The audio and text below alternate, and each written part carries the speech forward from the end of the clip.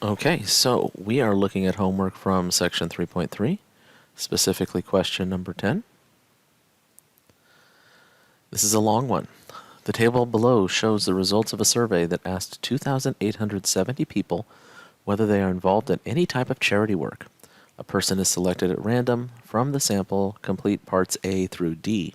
So we have our table. We've got frequently, occasionally, or not at all involved, and then males and females. Part A, find the probability that the person is frequently or occasionally involved in charity work. Part B, find the probability that the person is female or not involved. Part C, find the probability that the person is male or frequently involved. And then Part D, find the probability that the person is female or not frequently involved in charity work. Let's look at Part A. Find the probability that the person is frequently or occasionally involved in charity work. So remember the addition rule.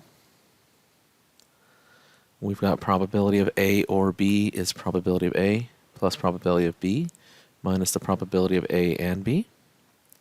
And then if they're mutually exclusive, we lose the subtraction on the end because the probability of A and B for mutually exclusive events is 0. So in this problem, we're looking for the probability that they're frequently or occasionally involved in charity work. Now these two don't overlap, okay? They're mutually exclusive, right? It's not like we have a row and a column of the table that overlap in a spot. These are two separate columns. And because they're two separate columns, this is the mutually exclusive version without the subtraction on the addition rule. So probability of being frequently or occasionally involved is the probability that they're frequently involved plus the probability that they're occasionally involved, which is 428 over 2870 plus 907 over 2870, which is going to be 1335 over 2870. As a decimal, it's 0.465,156,7944. Rounded to the nearest thousandth is 0.465. So that's your answer to part A. For part B, now we're looking at things that are not mutually exclusive. Find the probability that the person is female or not involved in charity work at all. So there are definitely females who are not involved in charity work at all. There's 744 of them according to our table. So now we have to use the version of the addition rule that has the subtraction at the end. So the probability that they're female or not at all involved is the probability that they're female plus the probability that they're not at all involved minus the probability that they're a female who is not at all involved because that group of individuals would have been counted twice. So probability that the person is female is 1401 out of 2870. Plus the probability that they're not involved at all is 1535 out of 2870, minus the probability that they are female and not involved at all, which is 744 out of 2870. When we do our additions and subtractions, we end up with 2192 out of 2870, which as a decimal is 0.7637630662. Rounded to the nearest thousandth is 0.764. So that's part B. In part C, we have the probability that the person is male or frequently involved in charity work.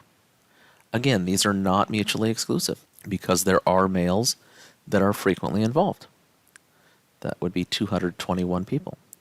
So those 221 people would be double counted, which means that has to be subtracted at the end.